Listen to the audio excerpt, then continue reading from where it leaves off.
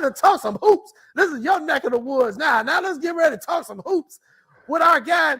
He's got his own podcast with your good friend, Kendall Gill, who's been on our show. KG, okay. He got KG. He's got Will Perdue on his show. So it's oh my God, it's a great podcast. It really, really is. And he's a Bulls insider. This guy wrote for the Tribune for a lot of years. I want to talk to him about some media stuff too. And now, to see all the stuff that he's doing with NBC Sports Chicago. Let's bring him on. Casey Johnson, the Bulls insider. Casey, what's up, man? Thanks for coming on. Good to be with you guys. Jason, Lance, thank you for having me. I didn't realize I had my own hype man and Alex Shapiro. apparently I do, so that's all good, man. What's up, man? KC, how are you? Hey, everyone needs a good hype man. We all need a good hype man. I try to hey, I'm Jason's hype man. That's right. That's right. So Lance a little under the weather today, but he's sticking it out. And we're going to talk some hoops. And Casey, I think for the first time since Derrick Rose was here during those teams, Bulls fans going into a season are excited. They have expectations. They see what the Bulls did in the free agent market. Obviously, drafting Io in the second round was a big local boost for people. People are more excited about this team. What are your thoughts as training camp is getting ready to open here in about a week? Yeah, so they start a week from today, guys, with Media Day, and the first practice of training camp is a week from tomorrow. So a lot of those guys have been in the Advocate Center already, working out informally as a team, which is always good for a team that's going to have a lot of different parts coming together, because you're absolutely spot on, Jason, from a excitement level and an intriguing level. There's a lot of possibility here, but as you guys know, with basketball, it takes all those guys coming together, and it's a lot of different and new moving parts.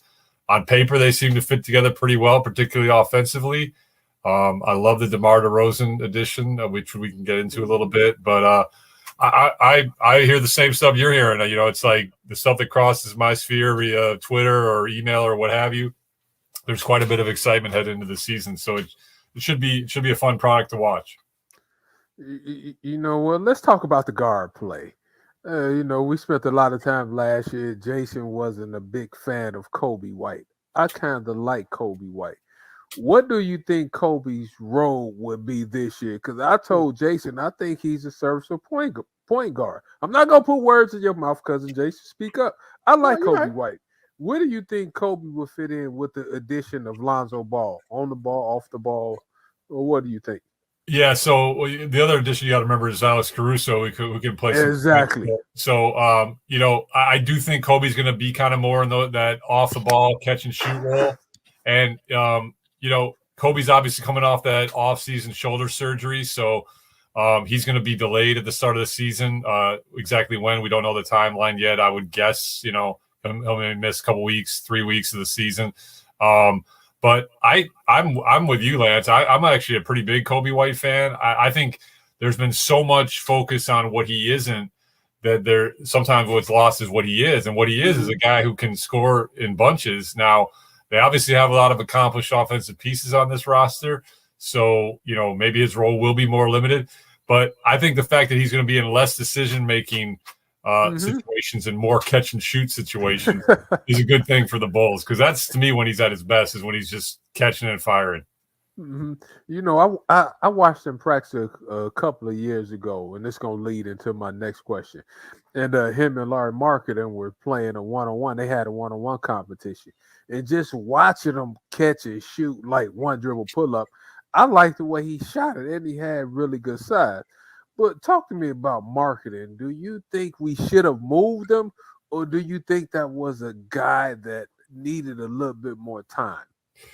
Well, I'm a big fan of his skill, but I do think they needed to move him. It was clear that he to me is one of those guys who's going to benefit from a fresh start. It just wasn't working for him here for a variety of levels. And look, Lowry Markkanen is not a boat rocker, and for him to be as forceful in that polite Finnish manner that he used to be as forceful as he was in trying to get out of here. I mean, Jason nailed it. It's like there's so much positivity surrounding this team. Why would you want that hanging over your head when you know he's going to walk Mhm. next year when he reaches unrestricted free agency status? So, Mhm. the Bulls, I think, did the right thing, finding him a new home. I do think that he can thrive in that role in Cleveland. He's going to have some solid point guard play there. Really, for the first time in his career, he has not had strong point guard play in his time here in Chicago. But look, man, Lowry's got a ton of skill, but he just, for whatever reason, was, up and down, as we all know, here with the Bulls.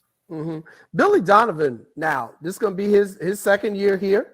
And I tell everybody we got to give coaches time to develop their system and things that they want to do as well. So now, Billy's got, this will be the second year under his system. What are you expecting from Billy Donovan and his coaching staff this year?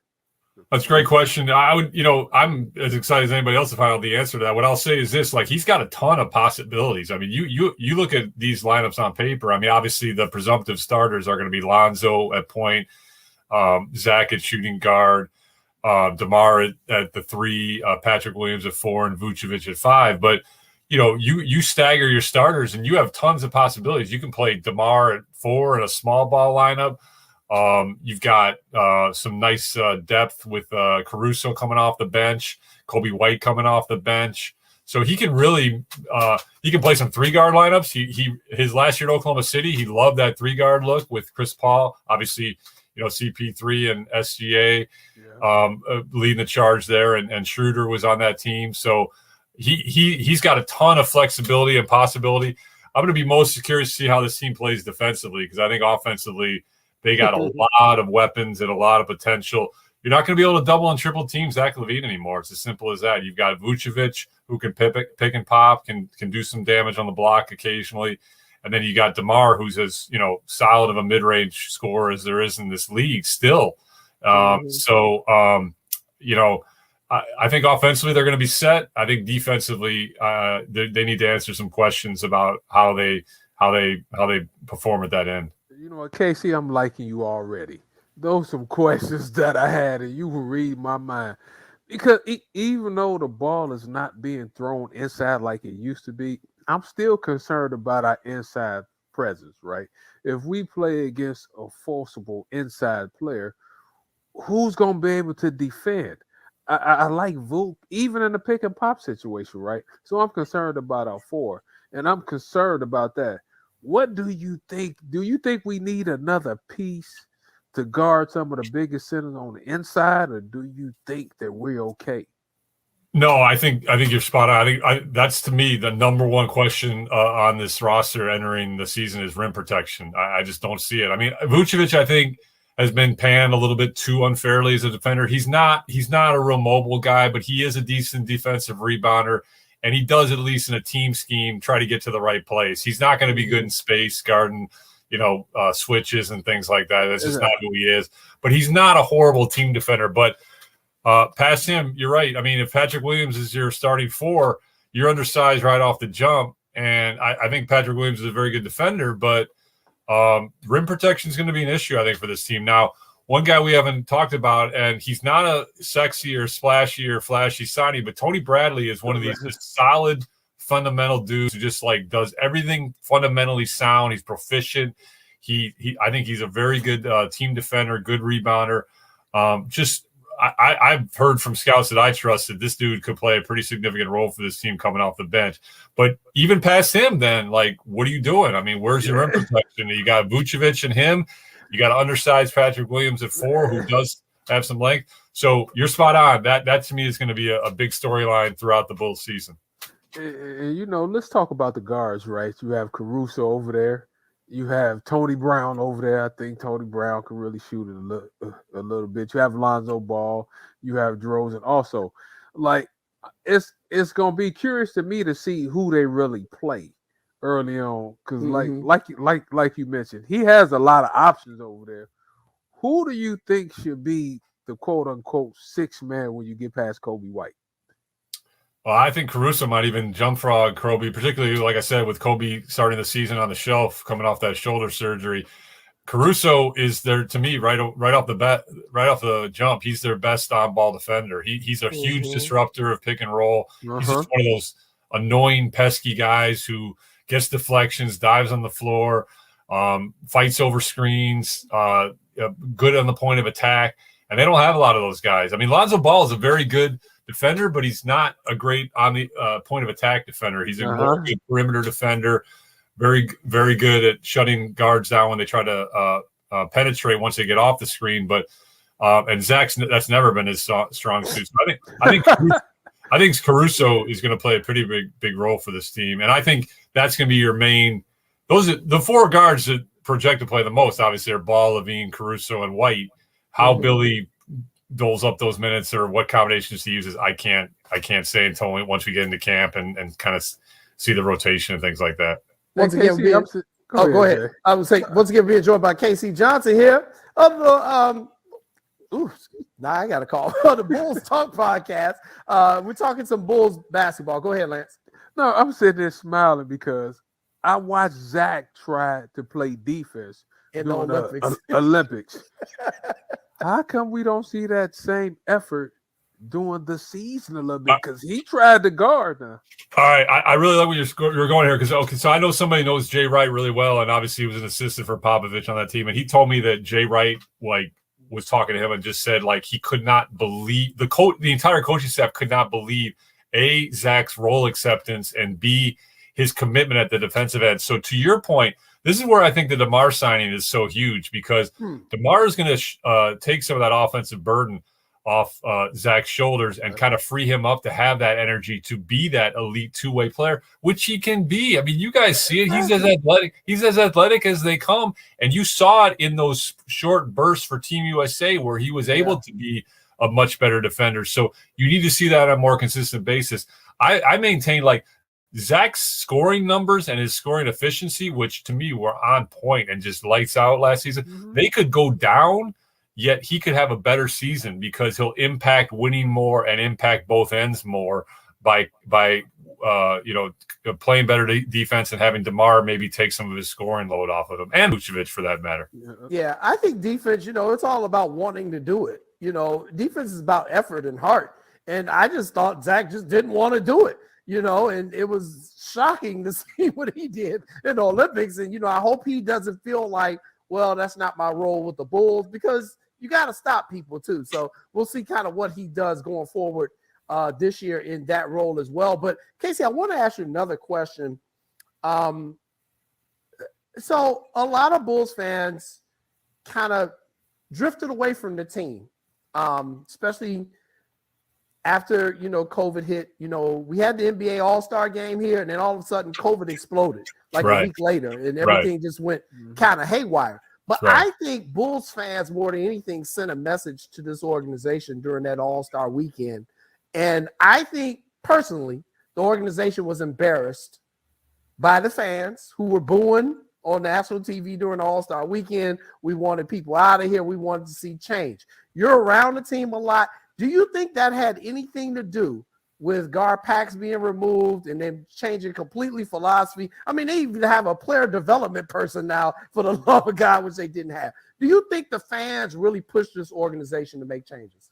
So I would answer that two ways. Unfortunately, the short answer I would say is no, and here's why. But your point is spot on in the sense that they were embarrassed. I mean, I've never seen an All-Star game where it was crazy because you had this completely disparate feel of where the Bulls are and where Chicago basketball is. And I mean, it was celebrating everything but the current Bulls product, right? It was celebrating obviously the great, incredible heritage and history in the city has produced. It was celebrating the game, the current NBA game, which the Bulls, in a rebuild were not anywhere near sniffing. It was celebrating the Bulls dynasty with Jordan and everything. And there was such a disparate feeling there. It was crazy to be around now. But that said, John Paxson, and I reported it way back when, and it's come out, and John and both John and Michael Reinsdorf have acknowledged it publicly since. But John Paxson went to ownership that year in December, so 2 months before the All-Star game. He goes, "Look, man, I can't do this anymore. I mean, I'll stick around in whatever capacity you guys want me to because the Reinsdorfs love John Paxson like a son. But we need to be more dynamic. We need to switch things up." And that's when Michael Reinsdorf started the search that ultimately produced Arturas Karnisovas. And then Arturas led the search that produced Mark Eversley. So, and John's still around as an advisor. But so John saw it, and but you are right that the fan base has been very disgruntled since the Jimmy Butler trade, and largely the interest around this team has really waned. And now there has been, ever since Arturas was hired, there's a little bit of buzz, and then Arturas and his staff, including Mark, have been incredibly aggressive flipping this roster, which I will point out, because I sometimes find myself defending John a little bit, because it's so long ago that he replaced Jerry Krause. People forget, like John did the same thing in 2003. He completely took over and flipped Jerry Krause's roster, except for Eddie Curry and Tyson Chandler, within 2 seasons, and started building a perennial playoff team. So that's the hope that Arturas can be. But by the end of the tenure, the Garpax era obviously had soured, and John, to his credit, was one of the first to acknowledge that. Speaking about disgruntled people, Scottie Pippen and his upcoming book. I gotta ask you, Casey, 1, are you gonna read the book? 2, have you talked to Scottie about this? I'm like, he called Phil Jackson a racist. I mean, he just went all off the rail. Wait, give me some thoughts on this, Casey. I will read the book. I'm very intrigued by it. I've known Scottie a long time. I have not talked to Scottie recently. The Phil thing was an unfortunate incident that I just kind of let pass. But yeah, I mean, Scottie, he's obviously such a great player, and you just hope he is happy at the end of the day. And I'll be reading the book to see what's bothering him. Seems like there's a lot bothering him. So I know I gotta let you go, but I gotta ask you a couple quick questions. Yeah, I need to ask you a question. Obviously, you were at the Tribune for a very long time, and then you left there. You're doing your own thing now. We see what's going on with our local newspapers and just sports media in general. What do you think is the current health of the Chicago sports media as a whole? And that now includes a lot of podcasts. Well, I think Chicago sports media as a whole is fantastic. I mean, obviously newspapers have, had a downward trend for many years now. But I was actually just talking to a Sun-Times photographer that I ran into on Sunday that, we were just talking about how this city is a better city when there's 2 vibrant newspapers, because it covers the city better, it holds people accountable better, it gives people more options for good journalism. So I spent 29 fantastic years at the Chicago Tribune. I've got a lot of love for that place. I hope it does well moving forward. I read the Sun-Times, I read the Tribune, I read the New York Times, I read the Washington Post. I'm a newspaper guy that now pretends to be a TV guy on NBC Sports Chicago. So it's all good. Hey, you know what, Casey? I can't let you out the hot seat so soon. We have Brooklyn, we have Milwaukee, we have Miami Heat. The East, we have Philadelphia 76ers, who we don't know if they're going to keep Ben Simmons. We don't know what. Where would the Chicago Bulls fall this year? You think, are they in the middle of the pack, upper level? Because they did get some trades, but I don't know if that's good enough to get past this first round. Good question. No, you're spot on, because here's the thing, they pushed kind of their chips in to kind of get in win now mode, and they burned on some draft capital to do it. So everybody's excited about it, but you start doing exactly what you do it. Okay, Brooklyn's definitely better. Milwaukee's definitely better. Miami is almost certainly better. Philadelphia is probably better, especially if they keep Ben Simmons. Celtics always seem to be okay. They stumbled a little bit, but they still got 2 pretty good damn all-stars and Jason Tatum. So it's like you start doing the math, you're like, where are the Bulls sit? So I'm not going to answer your question yet. I'm going to wait to see how they get off the start and all that stuff. But here's the thing: if this team doesn't make the playoffs, yikes, because they've traded away a lot of draft picks, and you've committed a lot of money to some pretty big names. So this is the season they got to go out and do it on the court, no doubt. Yeah, I had to ask you that. I couldn't let you get off the hot seat. All right. Well, thank you, KC. Thank you so much for joining us here on What's Up, Cuz. Tell everybody where they can listen to your podcast. And it's a great podcast with our good friend Kendall Gill and Will Perdue on there too. Yeah. So we got the Bulls Talk podcast at our shop, NBC Sports Chicago. We got all 82 Bulls games on our airwaves at NBC Sports Chicago. And then, like Alex was saying, you can read I still write. I still consider myself a reporter and a writer before anything else. That's right. And That's at NBCSportsChicago.com. So thank you for having me, gentlemen. I really enjoyed it. Excellent. Appreciate Casey you. Johnson, everybody, check out his work. We're going to take a commercial break, and then we're going to close out tonight's episode of What's Up, Cuz. Thanks a lot, Casey. Later.